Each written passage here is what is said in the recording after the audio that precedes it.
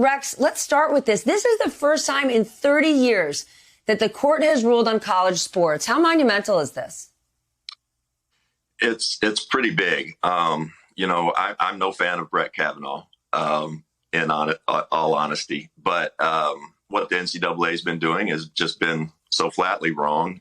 He felt strong enough to write an opinion and basically say, anywhere in the world, what the NCAA has been doing, their business model would be flatly illegal. We've all known this. You can't get away with not paying your employees, and college athletes, especially at this highest level, it's work. And I don't know if you know this, Steph, but for me, an athlete, former athlete, 35 years ago, coming out of the University of Kentucky, when you sign a national letter of intent to go to college, in that moment, you sign away your image and likeness rights in perpetuity forever. So the University of Kentucky, for instance, has my rights. I don't make any money from that, not when I was in school, not after school. And that's wrong. On top of, just the not paying for your for your labor. So a monumental day yesterday, and the NCAA is having to face some reckoning right now.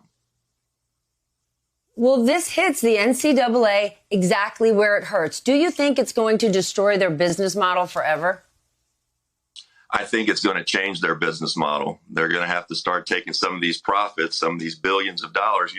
The idea that, especially at a Power 5 school, that a top, 5 high school player is going to go to college and not be paid, and that you're just going to go there and get a scholarship when you're bringing in millions and millions, if not billions, in revenue to this NCAA machine. So they're going to have to,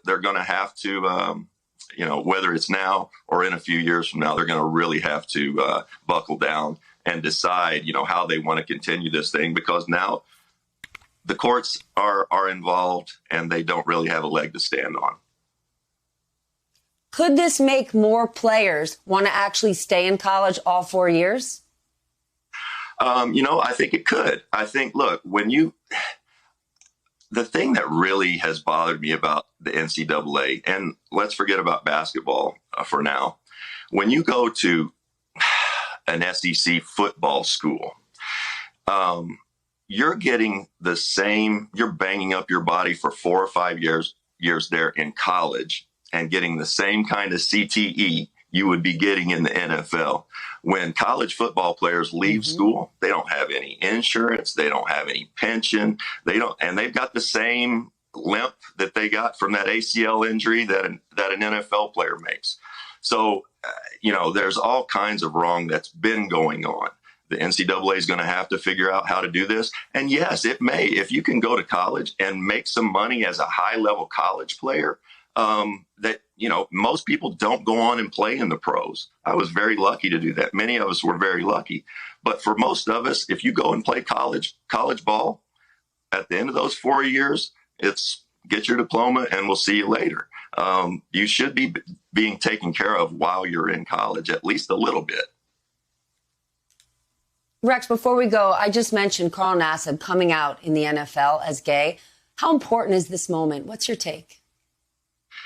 Oh, man, I saw that video yesterday and immediately I just almost burst into tears for him. Man, I can't understand why in 2021 this is still an issue. What a brave young man. And look, this is different. And you touched on it in your open. This is not a man who's trying to make the league. This is a guy in the middle of his career, prime of his career.